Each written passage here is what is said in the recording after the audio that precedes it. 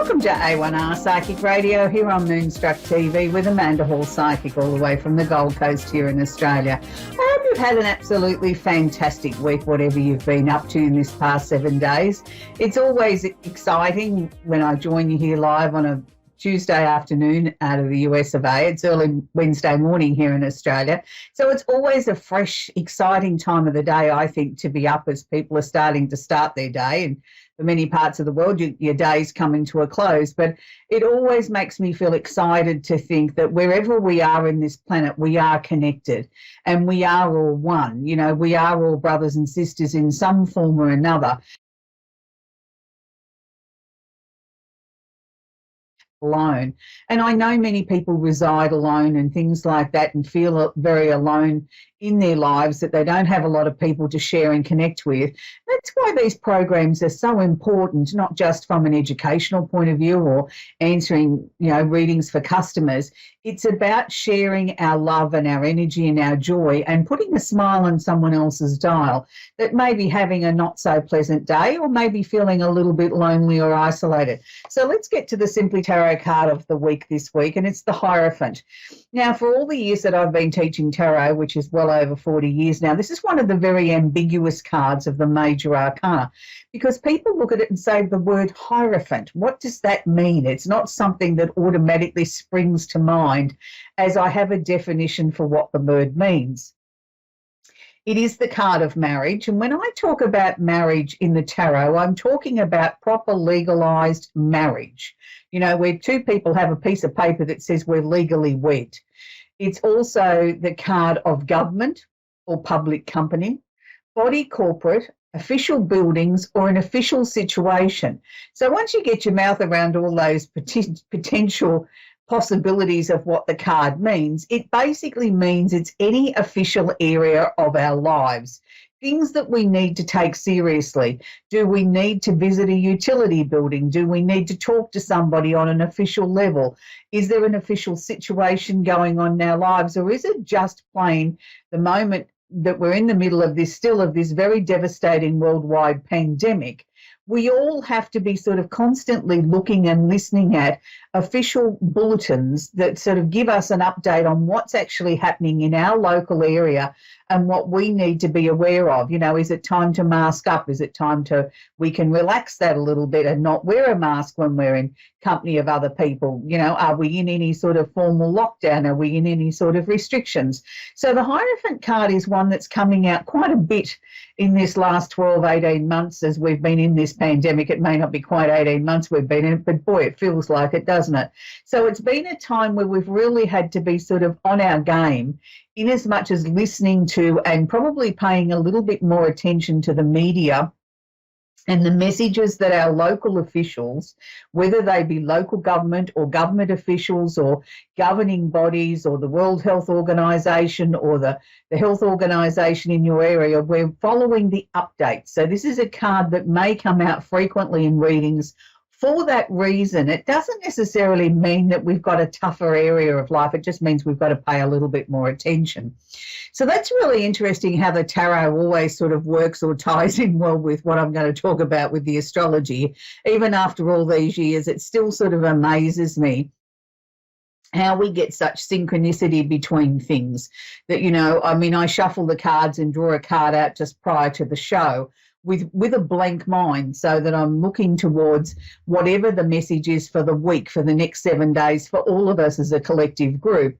And it never ceases to amaze me how quite often then when I then go to do the astrology section and start to sort of put some notes down of what I'm going to talk about, how the two sort of go hand in hand. And I'm sure that's not a coincidence. It's the energy that's sort of vibrating around this amazing universe of ours that they all do link in together. So this week I want to sort of change direction a little bit with astrology because we've got Jupiter has just moved out of Aquarius, where it's been sitting for the last 12 months, and it's moved into Pisces. Now, how is this going to affect each and every one of us? Now, Jupiter's the planet of expansion, opportunity, of creating our own luck, but it's also the planet of higher mind and starting to try and connect as a globe, sort of reaching out to the higher realms or other parts of the world is what Jupiter's role is. It's asking us to sort of step out of our comfort zone a little bit in our own local environment and let's stretch ourselves. So with this moving into Pisces, which is considered the 12th sign of the zodiac, or some astrologers affectionately call it the dustbin. I don't like that terminology for it because to me, Pisces energy has the ability to encompass and harness the previous 11 signs. In one way of looking at this, in my personal way of looking at Pisces is Pisces is one of the most powerful energies that we could have, because it has the ability to not just be itself, but to also encompass the good and the bad parts of the previous 11 signs before it. So it has such wisdom, it has such knowledge, it has so many things available at its fingertips in ways of being able to resolve things. So the Pisces energy, it can be about dreamy situations, about wanting to walk into the Neptunian fog and sort of find your way through and look for different alternative answers before you settle on one as being your truth. It's also a time of great creativity. It's also a time when we want to sort of give ourselves a little bit of a rest on a mental health sort of level, is to give ourselves the license to have the day off, or to have a couple of days off and just make music and enjoy the arts and be free and have some fun, and let's just enjoy ourselves. And then when we come back to the task at hand, we come back with renewed vigour and vim. So this is how I'm going to look at this, is Jupiter's stepping into Pisces and he's sort of saying, okay, let's look at this on a very different level. We've had so many things that have changed in the last 12 months, or so many things that we've had to get our head around. And it's been, a lot of people expecting light bulb moments, expecting answers to be pulled out of thin air, expected that we can turn things around in 5 minutes. Now, Jupiter's sort of saying, well, maybe let's look for a more creative solution to the problems that the world is encompassing at the moment. And I think number one on the hit parade has still got to be COVID-19, besides the factors that, countries and nations are trying to find ways to sort of expand their bottom line and make more money and keep, things happening and functioning, and, trading partners and doors open, and they want to, reintroduce international travel and get things back to normal. Well, maybe what we need to do is just pause and take a little bit of a breath here and sort of say, let's try and find some creative solutions instead of trying to plough through it or expecting someone to come up with the answer and fix the problem in 5 minutes. Let's maybe look for some alternatives, some ways that might be considered a little bit way out and wacky, or things that we sort of brush to one side as that's too stupid to work. Maybe we need to go and revisit those. I think it's going to be a very enlightening 12 months with Jupiter in Pisces. I think it's certainly going to open up many opportunities that have laid dormant, or things that we thought we'd forgotten about, or we put into, that's too old-fashioned, we don't want to use that again, and we won't go down that road again. Maybe we can bring those out and freshen them up and give them a 21st century sort of look at a different way of looking at an old solution. I'm sure there's going to be answers. It's we, the people, that have the power. We put these politicians in these positions of power. We now need to flex our arm. We now need to flex our voice and say, hey, you guys work for us. You're not there to just feather your own nest and do things that suit you. You have to listen to the will of the people. And this is something I think that they've sadly lacked in the last 12 months. And I've watched a lot of politics around the world, and I've watched so many news broadcasts, I think I'm in overload, that they all seem to be following the same scared rabbit pattern of, I can't do this because the economy is going to collapse, or I can't do that because of this, or I won't get voted in again. Let's start putting the people first. Let's start looking for ways to not just educate people or jam things down people's throats, but give them the answers and the solutions and the choices that they have to make for themselves. Look, my inbox has been full in the last couple of weeks with people asking me, Amanda, should I get the COVID jab? Now, look, that's not something for me to turn around and say you should or you shouldn't. I'm not a doctor. All as I can suggest to you is, and this is the answer that I've given to each and every person that's contacted me, is this is a very personal choice. You need to go and talk it over with your medical practitioner if you have any doubts whatsoever that this is the right step for you. I'm not saying I'm for vaccinations, and I'm not saying I'm against them. I'm saying it's not my position to tell you what to do. This is a very personal choice between you and your doctor and how your health is and what you think is the right situation or decision for you.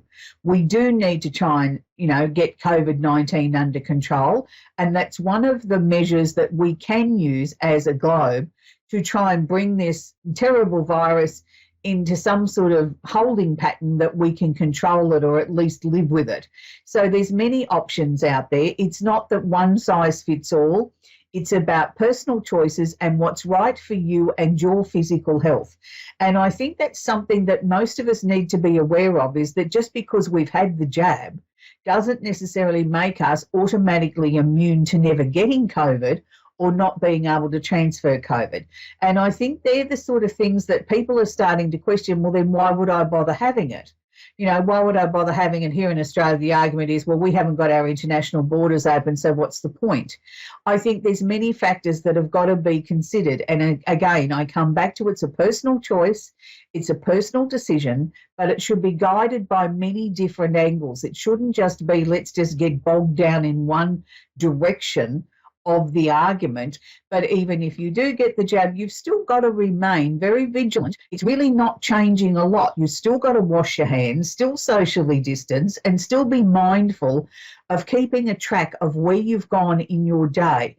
If you have COVID safe apps that you can use to sort of log in and out of venues or restaurants or whatever, that is essential for them to be able to trace and track if there is an outbreak. And I know here in Australia, a lot of people are complacent and say, oh, I don't want people knowing my business. It's not a matter of knowing your business. It's about collectively all of us working together as a team and sort of saying, well, okay, I acknowledge that I was at this venue at this particular time when there may have been somebody there that was COVID positive. That then that way we can start to minimise and keep the spread under control. It's not about Big Brother wanting to know your every move. It's purely for those reasons. Let me assure you, they wouldn't have storage facilities big enough to collect that data and sift through it and use it for anything else other than what they're doing, keeping it for a 2-week turnaround at any one time. So we also have lots of other things happening astrologically this week. We also have a shift now where we've got things sort of moving into Gemini. Now, the sun is still in Taurus. The sun will be in Taurus for another couple of days before it shifts into Gemini. But we have the North Node, which is one of the moon's nodes, showing us the way forward. Now, they're conjunct or holding hands with Venus, and Venus is conjunct or holding hands Mercury in Gemini. So Venus is the planet of love and affection, and Mercury is the planet of communication. Now, Mercury's at home here in Gemini. It's the ruling planet of Gemini. So with the North Node showing us the way forward, it's asking us to start to bring into our lives some of the things that put a smile on our dial, things that we love to do. Get out, communicate, explore your local environment. Provided it's safe to do so, I think we need to start trying to bring some sort of semblance of normality back into our lives, provided it's safe to do so in your own area.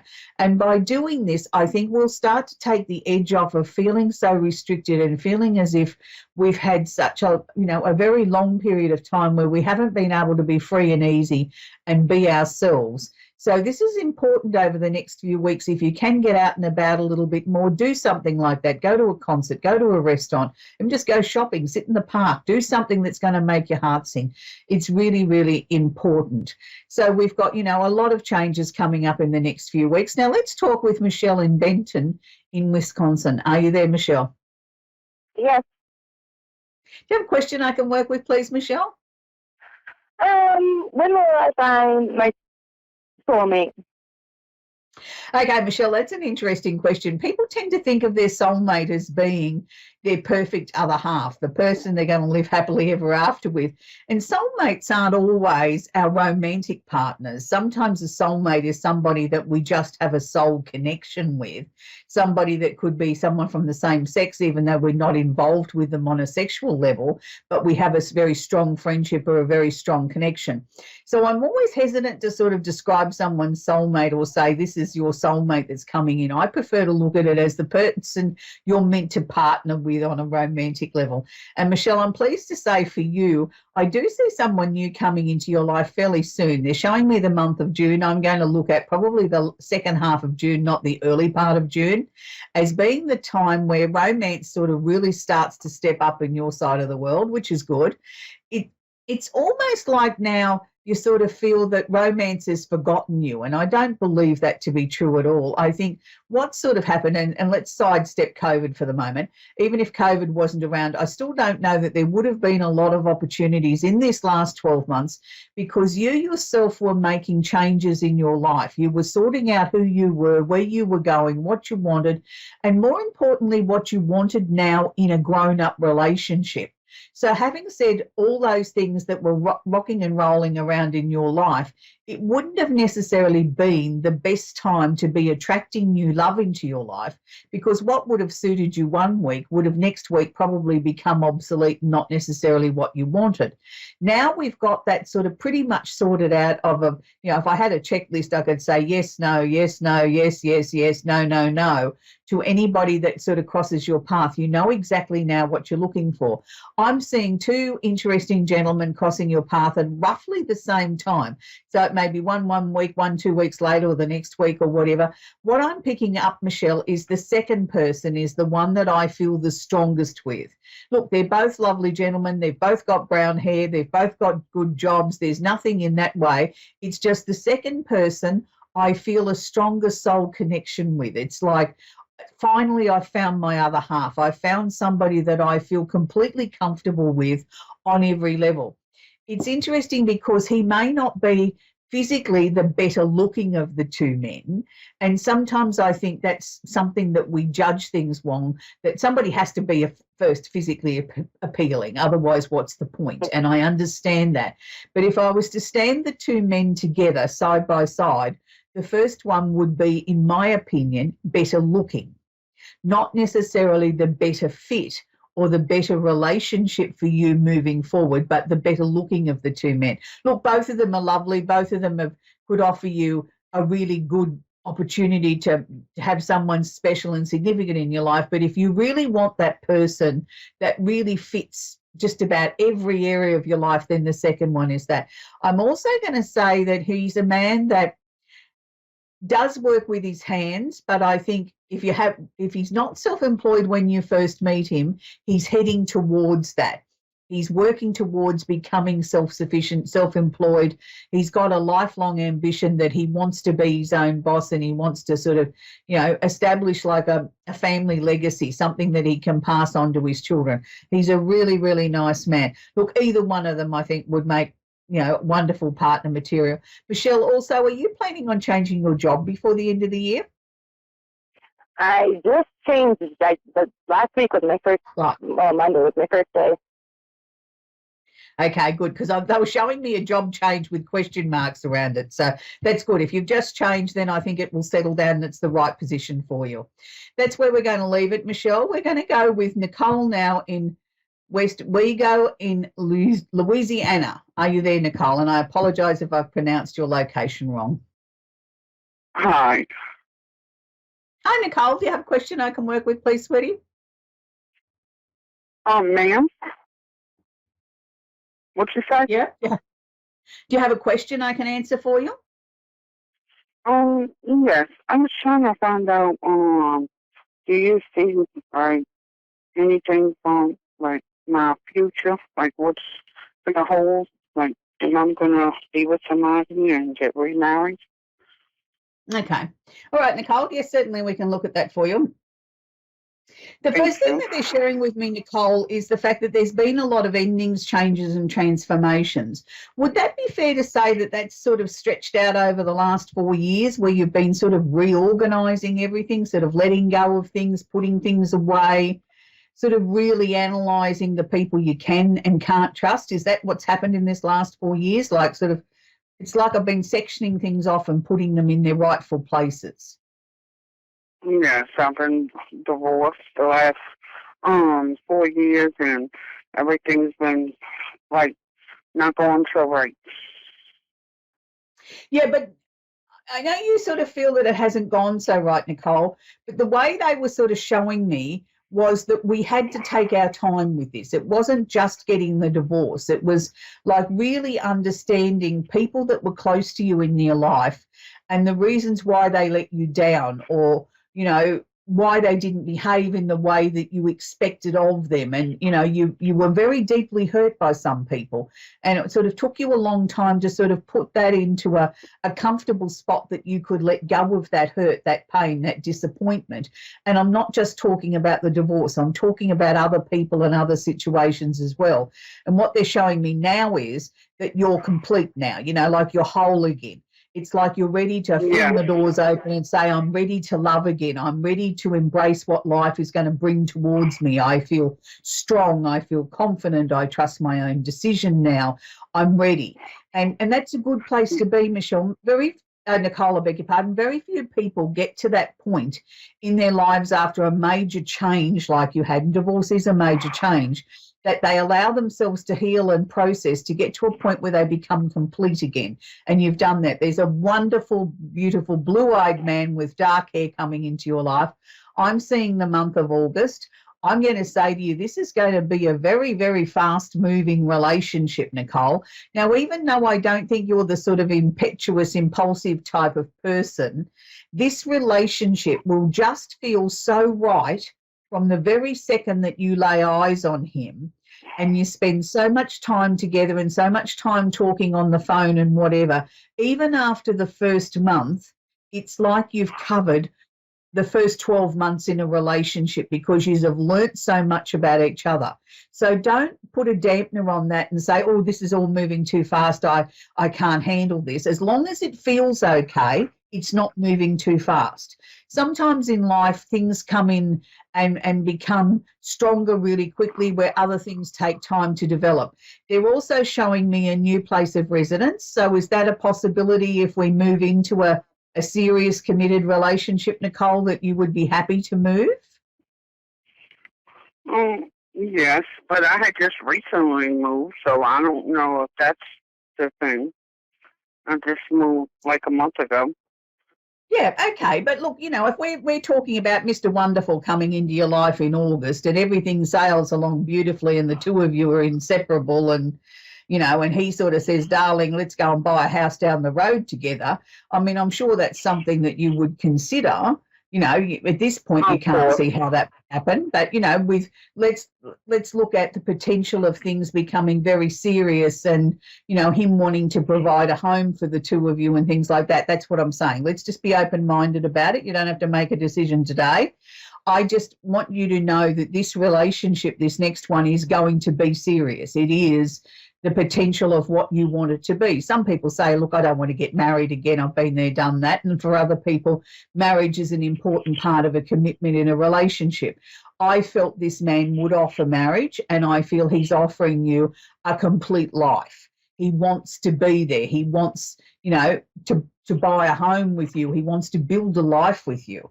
And these are important things to him. But that's sort of something that as the relationship unfolds, that you two will work out together.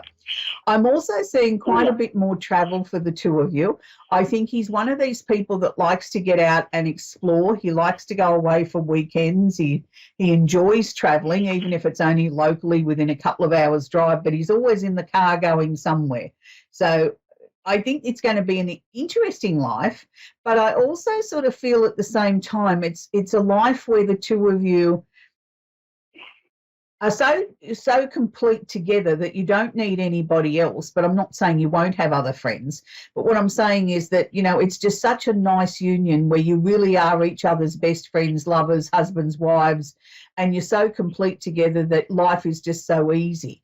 And that's good, because I don't know that you've ever really had anybody, Nicole, that you could completely 100% rely on and trust. And this will be a nice change to have, to know that someone's got your back all the time, not just some of the time, not when it suits them. Yes. I've never had that before. No, and that's why it's going to be so nice. And it's like you try not to get too excited about it in case it's not true. You know what I mean? You keep telling yourself, now just keep calm, keep your eyes open. You know, this seems all too good to be true. But as time goes by, you'll break down those barriers. Yeah. So That's you showing think I'll meet him? You see that I'm going to meet him in August? Yes, I feel it's August, Nicole, and I feel it's a fast-moving relationship, but it's a good-feeling relationship. I don't feel uncomfortable with it. I didn't see any warning signs. Is there potential for a change in the way that you structure your income coming up? Are you looking to go into something new that might be sort of considered like a secondary income or a hobby income? I'm trying to open my own cleaning business. Right, okay. Because they were showing me that was going to be slow to get off the ground, but once it starts to get traction, it'll gradually increase and it's solid. It's sort of like it's consistent. It's probably better for it to be this way, slow to get off the ground and sort of solidly build than, take off and then fall over. So I would certainly suggest to you to keep going. I feel towards the second half of this year, it just gradually builds and builds and builds and builds. And that's really good, Nicole. That's where we're going to have to leave Nicole now. We've come to the end of the show again. The half an hour does go quickly. So if you've been feeling a little bit uncomfortable in the last week, just make sure that you're sort of really listening to what's sort of going on in your own mind, body and soul. It's a time of the year where we are supposed to reconnect with ourselves and listen to what's going on. And for some people have been feeling a little bit lackluster and lack of energy. Well, that's, your body's way of telling you to have a little bit of a rest too. We've all got to have a rest from time to time. But the most important thing I think we've got to do is try and get our lives back to some sort of normality, to be able to get out and enjoy life a little bit more than what we have been able to do in this last 12 months. So until next week, please take notice of what you're guided in your local area, of what you can and can't do, and start to enjoy this amazing universe of ours. Until next week, bye for now.